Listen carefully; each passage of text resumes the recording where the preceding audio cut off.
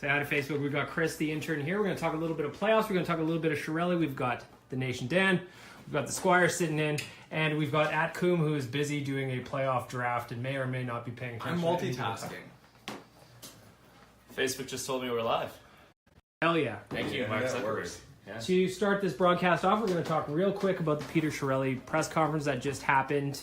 He kind of ran through the disappointing season. Oh, Facebook, you rattled. I can't zoom in on Chris's face. Yes. You have to manually just like push the phone right now. My chair is tight on wheel. Chris. My chair is wheel. Hindsight. All right, on the Peter Chiarelli press conference, he didn't say a whole lot, but he did say some stuff. One thing that stuck out to me is where he talked about being disappointed or that he made a mistake not bringing in an experienced defenseman to fill in for Andre Sekera, though he knew he was going to be out for at least 6 months. Chris, what did you think about that? It was nice to hear him admit it. We all kind of assumed he should have.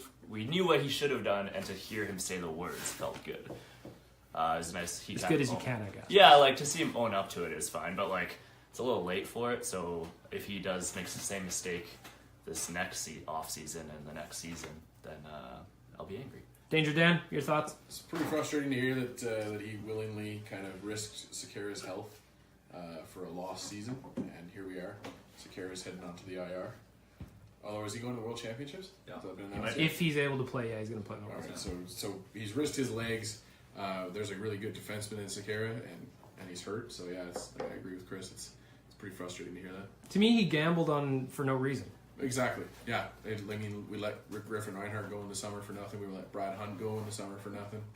Although you should be happy that you're apparently Dan. If you're watching this, he is now a Golden Knights fan. That's because he's a big Brad Hunt guy. He was the one guy that was just like, gotta keep Brad The one Hunt. who got away. That's gonna be the difference, man. Brad Hunt. Can't believe you let that guy go. Jay, what do you think about the Sekera thing and not finding an experienced defenseman? I think like getting Sekera back in the lineup was good because he needs to get his leg back in shape, so that was fine. But we've got a monkey or a gorilla, aptly named Cap Space, That's right. in the corner, which was an opportunity he created to help address and help the team that did not get used. So for him to acknowledge it, sure, accountability, but we all knew this was something he had to do. So this was completely mismanaged. And the fact that he's saying he's disappointed is, accurate, but also embarrassing because this was a known problem since the puck drop. So Yeah, at I the mean, start of this the happened season. against Anaheim. That we all knew he had to get surgery. We knew he wasn't going to be the same when he came back. I'm trying what to do you think who from the free agent market should the team have added from last summer, and I'm kind of drawing a bit of a blank because I mean, like Cody Franzen probably would have been an easy bet. yeah, Cody Franz would have been nice. They could have just kept like Jordan Osterley or somebody like that. I feel like I don't know. Osterley would have been great. He did well in Chicago. They played him right. They didn't push, they didn't play crazy minutes. Like but it would have been great if they had thrown like 2-3 years of like Ron Hainsley, for example. Just like he's been phenomenal with the Leafs and like has been great for like Morgan Rowley's development. I feel like that would have helped someone like Oscar Klefbom, just having a veteran like that. Another thing he mentioned is that he's going to try and get a puck-moving defenseman without necessarily moving Nugent Hopkins, but he was open to moving the first-round pick this year. Chris, what do you think about that? Bring Eric Graba back. Are my thoughts. I miss him. You missing grilling with Still Grab? have I one. It's still under contract. You're thinking with your stomach when you say that. I am thinking of my stomach. The biggest takeaway for me from the presser was that he sees Nuge as a long-term core player. So that makes me happy. That also makes me happy. If you've followed anything I've ever written Yes. or on Twitter, I love my boy Nuge. Dan, go ahead. What's frustrating for me is that we're now into another offseason, and we're looking for 3 check marks to be made again. A scoring defenseman, some scoring on the wings, some speed on the wings, and a backup goalie. Why are we repeating this over and over again with the same GM making the same assessment every time? Some would say this is the definition of insanity. Freud, I believe, was the one that... He would say that, yeah. One thing I thought was interesting, was what blew up our Twitter the most was when he said that there was enough scoring on the wings. That was one of the opening statements from his press conference. If he's And- talking about like 4 years from now when like Yamamoto's developed and Pugliarvi's turned into a threat, then yes. But present day, no. Yeah, he kind of implied that right now that he is satisfied with the scoring ability from the wings. Dan, what do you think? Yeah, it's frustrating to listen to your GM who, should be the best assessment of your talent, not recognizing where we are weak, which is the wings. But, It's like he doesn't even read our tweets. He should read our tweets. He should. We tell him every night what he needs to do. Yeah, the only winger issue I think we solved is the McDavid line with McNuge, and I think Tyrati is a great addition there because the answer. He is Tyrati's the answer. He is the affordable, economical choice. So now let's give Leon some goddamn firepower. Speaking of Tyrati, he did say the reason that he wasn't called up earlier in the season, Cam, is because he was a disaster defensively in Bakersfield. He wasn't ready yet to be the answer, but he knew ultimately long term he was going to be The coming. question was posed, he was writing out the answer. Is that correct? Yeah. All He right. was sitting there figuring out the answer. He was writing in his diary. That's right. He's like, I'm not quite sure what the question is, but I know my destiny is to become the answer. And That's what he was working on. And here Dan, we go. anything else? No, that's it for me. Chris, what do you think? I agree. Tyrati the answer? Yes, he is. He's always been the answer. And what did you think about Peter Chiarelli talking about wanting to build around the depth at center that the Oilers have? They obviously have McDavid, Draisaitl, and Nuge. I think if the Oilers have one strength right now, it is our center depth. So he's right on that point.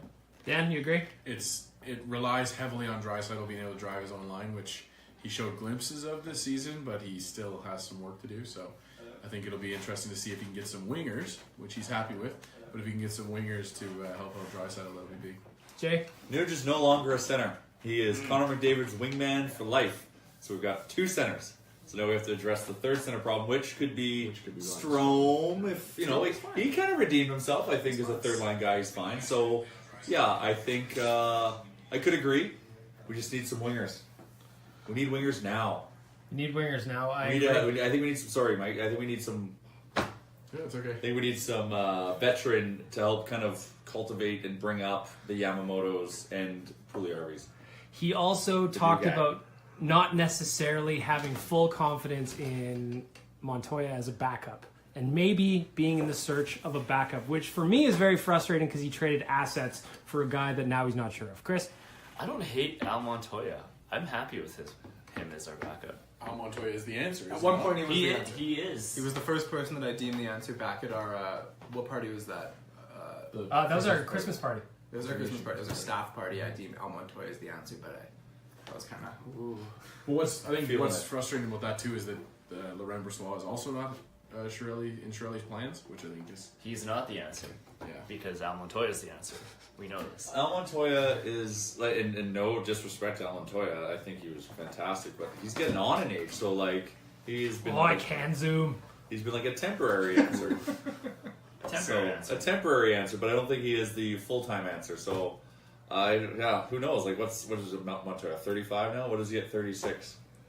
I don't know. We'll Yeah. see. He Could doesn't. be He doesn't have many games to play as a backup, but No. I think we need someone that can play maybe 20 games, 20 plus games to take that pressure off Talbot as well, because he's been playing too much. Last thing I want to touch on from the Chiarelli conference was that the coaching staff did not get a vote of confidence, nor did he say they would be replaced. What do you think of the coaching staff? What do you expect to happen? Who's coming back? Who's getting fired? What changes will be made? Chris?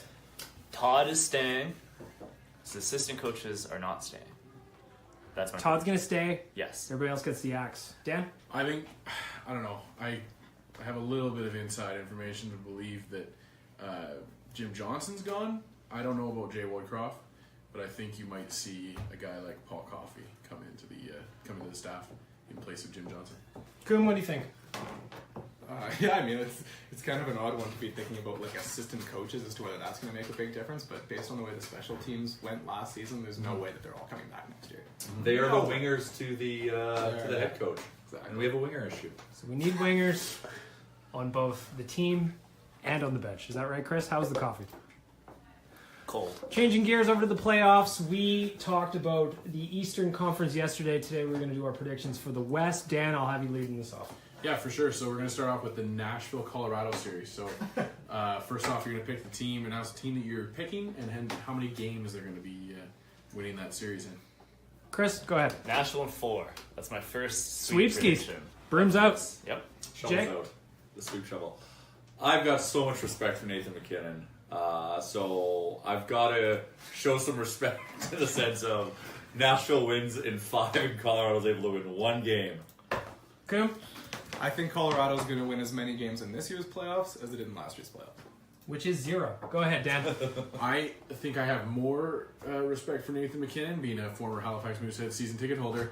I gave them 7 games before Nashville wins. And for myself, I have got, here's my bracket here. I have got Nashville in 6. Oh, there you go. Clean your screen. What's next, Dan? The next matchup we're looking at is Winnipeg, Minnesota. I think we know where we're going with this one, but Jay, let's start with you. This is like North Dakota playing South Dakota in terms of like Winnipeg versus Minnesota. I am all in on Winnipeg on this one, and this Minnesota's good. I think call it 6 games. Coom? So last time I believed in a Minnesota team, they got absolutely curb stomped by the Philadelphia Eagles. I will not believe in a Minnesota team ever again. Oh, yeah, Dante Culpepper guy. Yeah, I'm a Dante Culpepper guy. Hell yeah. No, I'm a Case Keenum guy. Now I'm a Kirk Cousins guy now, I guess. I know Winnipeg's going to win this in 6 games. Chris? I'm going to Winnipeg in 5. I think I already went with the other bracket for my sweep, so I can't pick Winnipeg to sweep this. So I'm going Winnipeg in 5. Dan? that logic is sound. I can't choose 2 series to be swept. I can only choose 1. Why? Is it like what Is kind of this just OCD like- answer is that? It's just the way it goes. There was 3 in the first round last year, was there not? Yeah. Okay. This year's different. Anyways, moving on to actual picks. I got Winnipeg winning in 6 games. I got Minnesota kind of shocking the world a little bit with those injuries Devin and Dubnyk. pushing through a little bit. But yeah, Dubnyk can't win everything. So. And for me, I don't have as much confidence in Winnipeg. I'm going the Peg in 7. I feel like they've still a young team, haven't been there before. They're going to have to work out some kinks. There you go. Next Next, series. we'll slide into the Pacific side of the bracket, and we're going to look at the Ducks versus the Sharks. Can't they all lose? Yeah. Yeah. We'd be all right with that. Dan, what's your pick? Let's start with you. I have the Ducks sweeping the Sharks in 4. Oh, that's aggressive. That's my 3rd sweep, so I'm going against Chris's logic of. I think Dan One just chance doesn't. sweeps. Dan hates the first round. He's called sweeps everywhere. Jay, what do you got? I'm going Anaheim in 6. This is Anaheim's last kick of the cat, I think, to do a deep playoff run. So they'll take the Sharks. Coom? I think San Jose is winning this one in 7 because for the same reason, but in the opposite. This is San Jose's last go with Joe Thornton before he leaves to sign in Toronto this summer. And Joe Thornton's going to go balls to the wall and get out of the first round, which will be nice for them. Joe Thornton's got half a leg. I don't trust you at all. But he's so good on the power play regardless. They'll do their thing. They'll be fine. I'll go next. I've got the Anaheim Ducks winning in 7 games. I just think that they're going to overmatch the Sharks. Chris, what do you think? Anaheim in 7. My least favorite series to talk about. I'm not happy about Anaheim winning. Yeah, like I hope they have a bad time.